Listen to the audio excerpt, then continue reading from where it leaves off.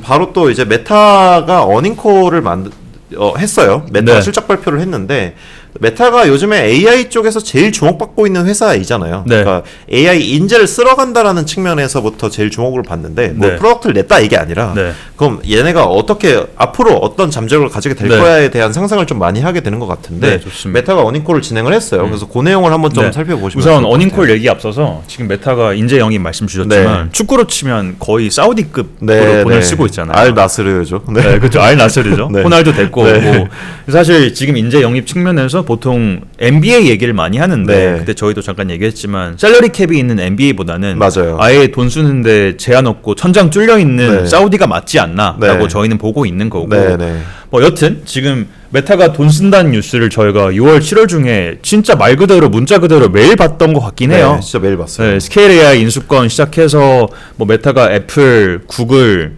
그리고 뭐 딥마인드 포함해서 이런 네. 회사에서 인당 몇천억 들여가지고 개발자 리서처 데리고 왔다더라. 네, 네, 네. 뉴스 많이 나왔었죠. 네, 애플 AI 수장 메타로 갔다. 이것도 저희가 저번에 다뤘었고 네. 모든 회사에서 AI 짱짱맨들은 다 데려가는 맞아요, 형태로 맞아요. 가고 있어요. 그래서 이번에 메타 관련 뉴스가 이제 테크씬 넘어서서 네. 뭐 상장 시장 일반 대중까지 엄청 크게 회자되면서 네. 특히나 이번 2분기 지표를 많이 주목을 하고 있었다 네, 볼 수 네. 있을 것 같아요. 근데 이게 막 긍정적으로 막 환영하는 분위기가 아니라 약간 삐딱하게 네. 너희 돈은 잘 벌고 있냐 네. 느낌으로 봤던 게 맞았던 것 같고. 이게 사람 한 명당 막 1,000억, 100억씩 썼으니까 네. 야 돈을 그렇게 쓰면 인건비에다가 이게 사실 그렇죠. 뭐 비하적으로 표현하면 그냥 노동력에다가 쓴 거잖아요. 인건비에다 쓴 건데 네. 그 판관비에 그렇게 썼으면은 너네 주가 방어할 수 있냐 이 시선이 있었을 것 같은데 네. 어떤 성과로 가고 있는지가 이제 결론 귀추가 네. 주목되는 거죠. 결론적으로는 너무 훌륭했다. 네. 거고 2분기에 전년비 매출이 22% 뛰었고 22%. 순이익은 36%가 뛰었다고 해요. 네. 근데 매출은 특히나 고무적인 건 최근 4년 동안 시장 컨센이 이 정도였는데 네. 이 정도로 깔아뭉개면서 상회한 거는 4년 만에 처음이라고 합니다. 네, 이 정도의 성장폭을 보인 게 메타가 이 정도의 성장폭을 보인 게 성장폭이라기보다는 시장 컨센을 깔아뭉갠 컨센서스. 게 네, 그 네. 정도 갭이 이번에 가장 높았다고 하고요. 네, 4년 만에. 네, 시장에서는 좀 언더밸류 하고 있었던 거죠. 저평가하고 그렇죠. 있었던 거였는데 네. 메타가 야 내가 보여주겠어. 내가 괜히 영입하고 있었던 거 아니야. 네. 이거를 지금 성과로 보여줬다라는 거죠. 네. 네. 그래서 시장에서도 오케이 이 정도면 인정하는 분위기였고 네.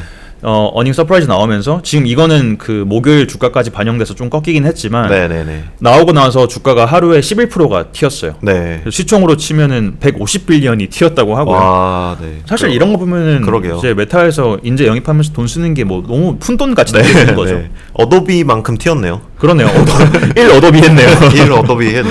2 피그마 정도 했네요. 아 네. 그러네요. 네. 이렇게 스톡이 올라버리면은 임직원들이 또 많이 번 상황이 되니까 또 열심히 일하고 이런 그렇죠. 형태의 계속 네. 루프가 도는 게 이 자본시장 쪽 논리인데 잘 만들고 있는 것 같아요 네. 지금. 그래서 우선 이번 어닝콜 전까지 시장에서 왜 메타를 회의론을 갖고 봤었나 네. 보면은 먼저 메타가 얼마나 돈 태우고 있는지부터 말씀드리면은 네. 14년도 이후로 분기별 자본 지출 KPX인데 네. 사실 원래는 기껏해야 연매출의 한 15에서 20% 정도에서 자본 네. 지출을 했는데 작년 하반기부터 폭주를 했죠.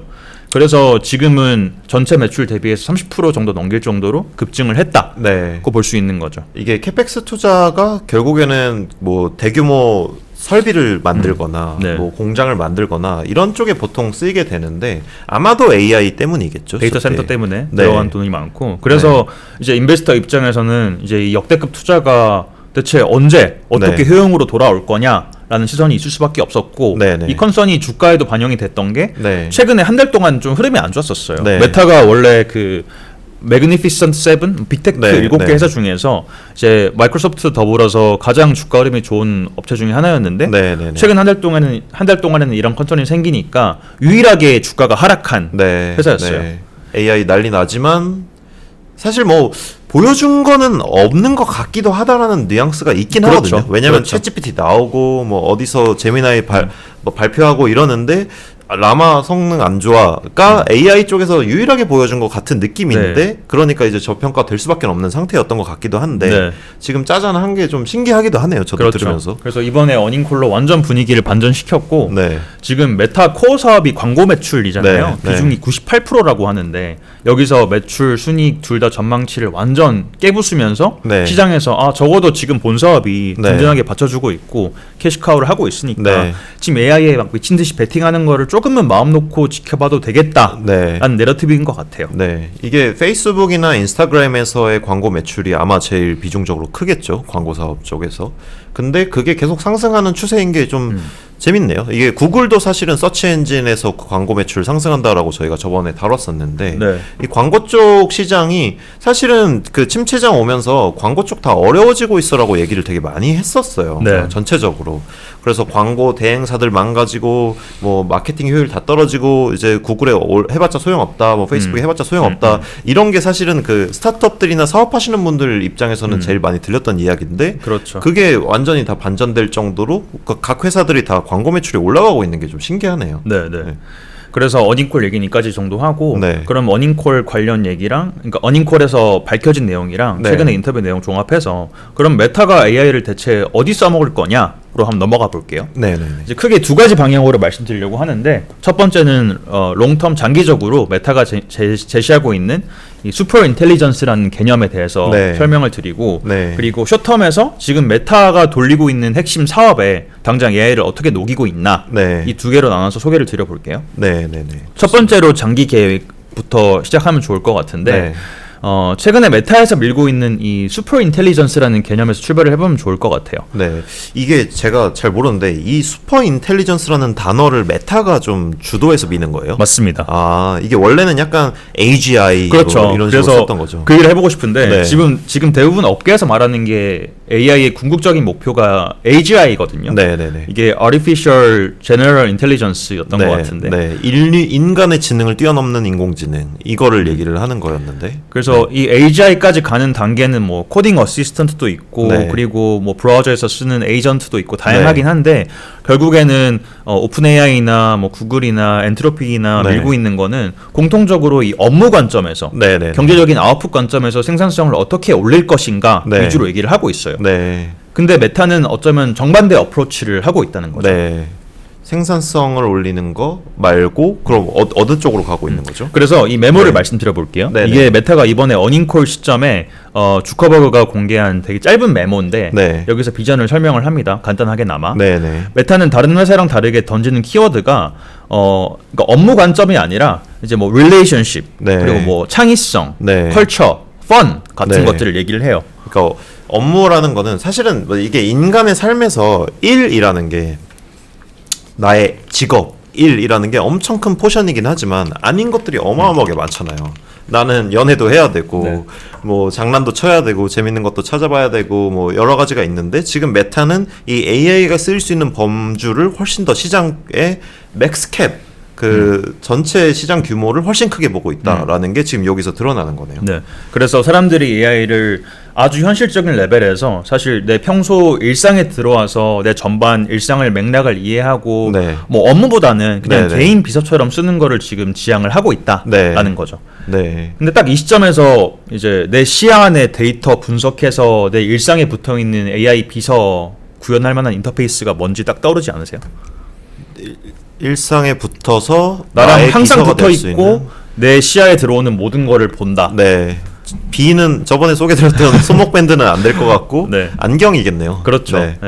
그래서 메타에서는 이 컴패니언을 구현할 수 있는 이 하드웨어 폼팩터로 스마트 글래스를 진작에 점 찍었죠. 출시된 게 23년도인데 지금까지 판매 대수가 꽤 높더라고요. 200만 대 정도 팔렸다고 하고 근데 사실 지금은 냉정하게 봤을 때 단순하게 이 안경에 뭐 카메라 뭐 마이크, 소형 스피커가 달려있는 정도에 불과하고 심지어 스마트폰이 항상 있어야 된대요. 그래서 이게 냉정하게 AI 글라스라고 부를 수 있나? 좀 무리인 것 같긴 해요.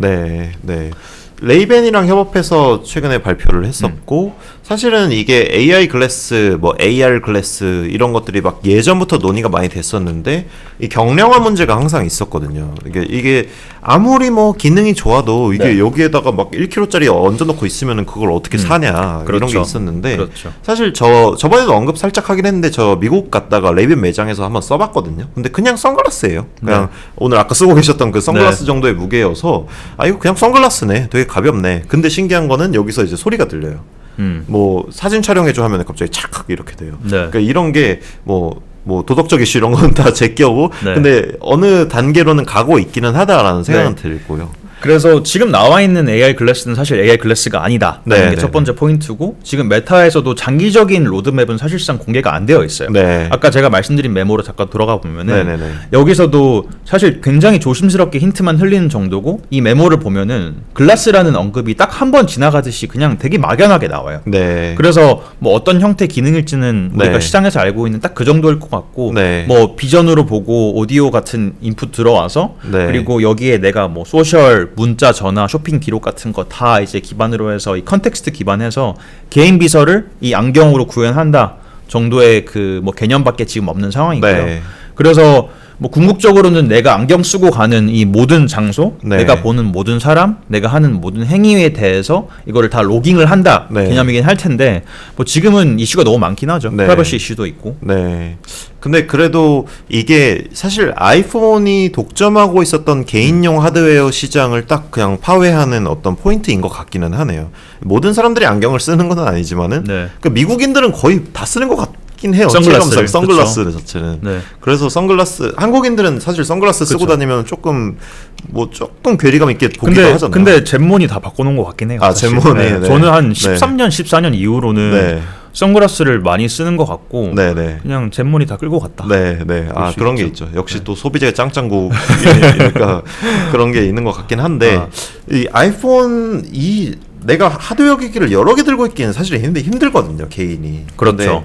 아이폰을 대체를 한다. 이거는 거의 불가능에 가까운 것 같고 메타는 시도도 안 하고 있는 것 같고. 저만 해도 너무 게을러서 네. 사실 아이폰 말고 애플워치나 네. 그리고 뭐 다른 하드웨어들 시도를 해보고 싶은데 네. 못 하겠어요. 네. 너무 번거롭고 만약에 제가 뭐 애플워치를 쓴다면 아이폰을 저는 집에 두고 와야 될 것 같고 네. 만약에 스마트 글래스를 쓴다면 저는 아이폰을 굳이 들고 오고 싶지 않을 것 같거든요. 네. 그래서 그 정도로 구현이 돼야 될 것 같은데 네. 뭐 지금 단계에서는 이제 이 글래스에 디스플레이도 없고 네. 홀로그램도 없다 보니까 좀 애매한 상황이다. 그래서 네. 지금 단계에서 막 우리가 세부 기능 가지고 유즈 네. 케이스를 막 예측해보고 하는 거는 크게 의미는 없을 것 같긴 해요. 네. 아직은 사지 마시고 네. 이 테슬라도 이게 사실은 하드웨어를 독점한다라는 거는 어떤 이점이 생기냐면 거기에 소프트웨어 업데이트를 계속 할 수가 있잖아요. 네. 그러면은 이제 어느 정도 단계까지가 되면은 뭐 예를 들어 버전 3를 사라 이런 뭐 격언들이 있는데 네. 세 번째 버전 정도를 사면은 그때부터는 얘를 소프트웨어 업데이트를 계속 해주면서 하드웨어를 더 이상 안 사도 될 정도가 될 수 있다고 이런 얘기를 하는데 아마 한 1, 2년 안에는 그래도 좀 유의미한 게 나올 네. 수 있지 않을까 정도의 네. 예측만 할 수 네. 있을 것 같네요. 그래서 여기서 보셔야 될 거는 장기적인 계획에서 봤을 때 메타가 잡은 지금 AI 방향성이 다른 랩들 같은 경우에는 뭐 업무 자동화, 네. 생산성, 네. 뭐 인류 난제 해결 같은 걸 얘기를 하는데 네. 그런 거창한 비전하고는 좀 결이 다르다라는 네. 게 포인트인 것 같고 네. 그리고 두 번째로는 이 기사에 나오는 것처럼 메타가 지금까지 연초 기사인데 네. 메타가 지금까지 VR이랑 스마트 글래스에 쏟아부은 뭐 케이펙스가 100 빌리언이라고 해요. 네. 그래서 저는 보다 보니까 이 회사에서 약간 매몰 비용 함정에 빠진 건가? 이게 네. 지금까지 들인 투자가 아까워서 스마트 글래스로 계속 가는 건가 싶기도 한데 네. 여튼 뭐 무슨 이유인지 모르겠지만 네. 메타에서 미련 못 버리고 아직까지는 이 하드웨어 폼팩터를 이쪽으로 밀고 있다. 네. 이 정도로 이해하시면 충분하지 않을까 싶습니다. 네. 이게 오픈 AI에서는 그 아이폰을 만들었던 디자이너인 조니 아이브를 데려가서 하드웨어를 만들겠다. AI 기반의 하드웨어를 만들겠다. 메타는 글래스 기반의 하드웨어를 만들겠다. 그래서 이게 AI가 소프트웨어를 중심으로 퍼진 거기는 하지만 이 사람들이 다 하드웨어 쪽으로 집중하고 있다. 개인용 하드웨어 쪽으로 들어가고 있다라는 게 좀 흥미로운 포인트인 것 같고 네. 저도 이게 아이폰을 상상할 수 없는 것처럼 뭘 껴야 할지를 모를 거 지금 상상이 아예 안 돼요. 그냥 근데 이들이 내놓는 제품들이 한 1년, 2년 안에 몇 가지가 나올 것 같은데 빅테크를 중심으로 해가지고 네. 그게 개인의 삶을 굉장히 많이 바꾸는 방향으로 갈 것 같기는 하다라는 생각은 좀 들긴 하네요. 근데 저는 하나 확실하게 말할 수 있는 거는 저는 제 뇌에 칩을 받고 싶진 않아요. 그거는 진짜 하고 싶지 않습니다. 반 테슬라, 테슬라 반 머스크주의. 뭐 어쨌든 근데 만약에 저 말고 제 친구들 주변에 뭐 가족들 다 칩 박았는데 저만 없어가지고 저만 멍청하고 막 지능 딸리면은 뭐 해야겠죠. 왔으니까. 그것도 네트워크 이펙트가 적용될 그렇죠. 수도 있지만 근데 이런 하드웨어 시장이 확 개화된다는 거는 사실 좋습니다. 그 테크 덕후들 입장에서는 좀 설레는 일일 수도 있을 것 같아요. 그래서 사실 이거는 좀 허공에 붕 뜬 얘기긴 하고 손에 잡힌 얘기를 다시 돌아가 보면은 다시 이제 초점을 바꿔서 메타가 지금 사업 중인 서비스의 AI를 어떻게 녹이고 있고 어떻게 매출을 증가시킬 수 있냐로 넘어가 볼게요. 사실 마이크로소프트 같은 회사는 AI를 통해서 투자금을 회수하는 그림이 좀 명료하지 않나요? 사실 지금 이미 엔터프라이즈 고객한테 이 소프트웨어 패키지를 팔고 있고 여기에 AI 기능을 얹어서 뭐 더 고도화해서 더 비싸게 팔거나 더 많이 팔거나 하면서 투자금을 다시 이제 회수하는 그림이 나오는데 메타 같은 경우에는 이제 컨슈머 소셜 서비스잖아요. 그쵸. 그래서 이걸로 어떻게 수익화할 것인가가 명확하진 않고 그렇다고 뭐 인스타나 페이스북에 우리가 챗GPT 쓰는 것처럼 B2C 챗봇을 되게 고도화해서 이거를 뭐 구독 모델 만든다? 하기에는 사실 경쟁이 너무 빡세고 하다 보니까 애매한 상황인 거죠. 그 사실 B2B로 전개하는 구글이나 마이크로소프트나 이런 데는 B2B2C 모델을 가지고 있다 보니까 B2B 모델과 B2C 모델을 각기 가지고 있다 보니까 기업용 클라우드 서비스들을 전개를 하고 거기에 AI 서비스들을 집어넣으면서 야 너 이거 클라우드 쓰면은 제미나이 유료 공짜로 쓸 수 있게 해줄게 아니면 너 뭐 하는 업무 툴에 제미나이 붙어가지고 뭐 업무 자동화할 수 있는 형태로 해줄게 뭐 이런 패키지 서비스들을 계속 하고 있어요. 그래서 저번에 언급드렸던 것처럼 구글은 그 클라우드 서비스 쪽이 33% 성장을 했거든요. 그러니까 이게 AI가 자명하게 일은 엄청 편하게 해준다라는 거는 이제는 의심받지 않는 진리인 것 같은데 그러니까 이 B2B 모델을 가지고 있는 회사들은 계속해서 매출 전환으로 가고 있는 형태인 것 같은데 이게 사실은 성공하면은 메타가 소비자한테 이 AI를 통해서 완전히 차별적인 기능을 제공하면은 엄청 재밌을 것 같다. 저는 약간 들으면서 좀 궁금하고 설레기도 하고 약간 그런 포인트가 있긴 한데 그래서 과연 성공할 수 있을까? 저도 AI를 이제 메타 서비스에 어떻게 되게 혁신적으로 녹일까 기대를 많이 했는데 사실 답변은 좀 뻔하고 좀 지루한 얘기긴 해요. 메타에서 얘기하는 거는 지금 어닝콜 얘기를 우리가 분석해서 보면은 교과서적으로 AI로 인스타 뭐 페북에 나오는 콘텐츠 추천 알고리즘을 개선을 해서 유저 인게이지먼트를 높이면은 결국 메타 서비스에 붙는 뭐 지면에 붙는 광고 매출을 높일 수 있다. 너무 뻔한 거잖아요. 사실 메타가 원래 하던 거거든요. 그래서 개인적으로는 이 얘기 듣고 메타가 몇 년 동안 하던 건데 대체 지금 AI로 더 개선시켜가지고 더 쥐어짜낼 유저 지표가 있나 싶었는데 있었다라는 거죠. 대표적으로 이번에 2분기 기준으로 해서 인스타에서 총 영상 비디오 시청 시간이 전년 대비해서 20% 이상 뛰었대요. 릴스 특히 릴스 중심으로 앞으로도 훨씬 더 개선될 거다라고 얘기를 했다고 하고 이게 어떻게 가능했냐고 보면은 뭐 뻔한데 인스타가 지금 어느 시점에 유저들이 뭐 특정 컨텐츠에 반응하는지를 이거를 데이터를 기반으로 해서 특정 리스트를 언제 어떻게 넣지 할지 알고리즘을 개선시키고 있는데 AI로 이 추천 주기를 더 잘게 쪼개면서 고도화시키고 있다고 합니다.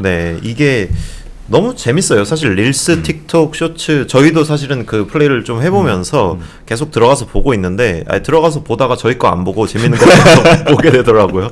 근데 이게 아예 알고리즘의 노예가 되는 그게 이게 좀 짜증나지만 사실 난 재밌으려고 간 거니까 재미는 계속 충족을 해줘요. 근데 이게 사람들이 점점 더 소셜미디어에 더 많이 들어가게 되고 사실 요즘에 스타트업 씬에서는 바이럴이라는 단어를 엄청 많이 쓰는데 그걸 더 말하게 되는 계기가 이 플랫폼들이 알고리즘 AI로 최적화를 계속하는 과정 중에서 잘 되는 거 있으면 덮어뜨리고 이러는 과정이 있다 보니까 이 바이럴에 집착하게 되는 것도 있는 것 같아요. 그리고 추천 엔진이 더 좋아지고 있다고 느끼는 거는 우리가 릴스 보기 시작한 게 사실 뭐 2, 3년 넘었는데 지금 매일매일 중독되고 있잖아요. 맞아요. 그만큼 개인 추천이 더 좋아지고 있다는 생각은 들고 뭐 여튼 핵심은 제가 말씀드리고 싶은 거는 지금 메타가 현재 메타 사업에 적용하고 있는 AI 플레이북은 그냥 정석이에요. 교과서고 특히 뭐 딱히 혁신적이진 않고 근데 언뜻 보기에는 사실 저희가 생각할 때 콘텐츠 알고리즘이 뭐 더 이상 최적화될 구석이 없어 보였는데 네. 지금 당장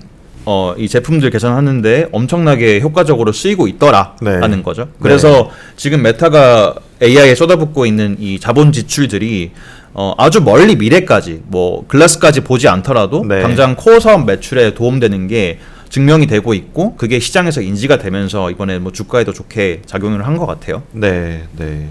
앞으로 좀 어떤 행보를 보일지가 너무 궁금한 것 같고, 네. 뭐 일단은 안전한 회사다, 안정적으로 잘 굴러가고 있는 회사다까지는 보이는 것 같고요. 네. 그래서 뭐 마무리하기 전에 저는 네. 이 정도 소식 가져왔는데 네. 마지막 여담으로 또 마침 알리바바에서 지난 주말에 상하이였었나? 네. 그 뭐 세계 AI 컨퍼런스라는 행사가 열렸어요. 네, 주말 중에 열렸는데 거기서 알리바바가 AI 글래스 시제품을 공개를 했더라고요. 네, 네, 네. 그래서 연말부터 판매한다고 하는데 뭐 제가 드는 생각은 중국이 다른 건 몰라도 네. 스마트 글래스는 진짜 미국 그냥 깔아뭉개면서 갈 것 같다. 그쵸. 뭔가 직감적으로. 그렇죠. 네. 직감적으로 네. 당국에서 네. 프라이버시 규제 풀어주면서 네. 규제라는 게 있긴 한가요? 하여튼 풀어주면서 미국보다 훨씬 치고 갈 수 있겠다는 생각은 들고 네. 메타가 지금 뭐 몇 년 동안 가장 많이 앞서 있던 게 이제 AI 글래스 영역이었는데 네.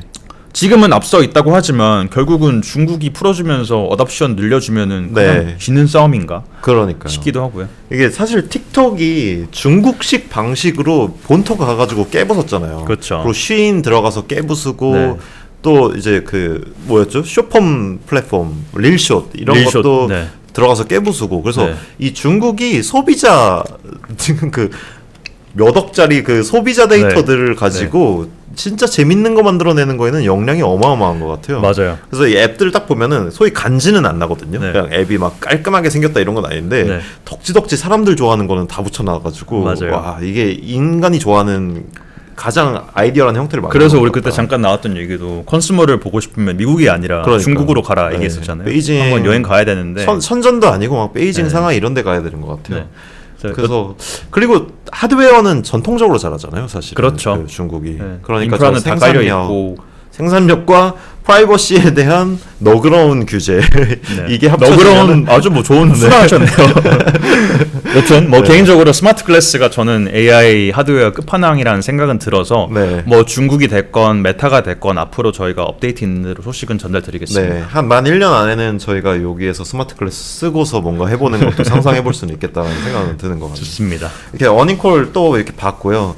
메타도 어닝콜 발표를 했고 지금 테크 회사들 연달아서 어닝콜 진행 중이어서 또 다른 또 재밌는 소식 발표 같이 있는 어닝콜 네. 있으면은 저희가 또 AI 소식과 결부시켜서 소개드려 보도록 하겠습니다.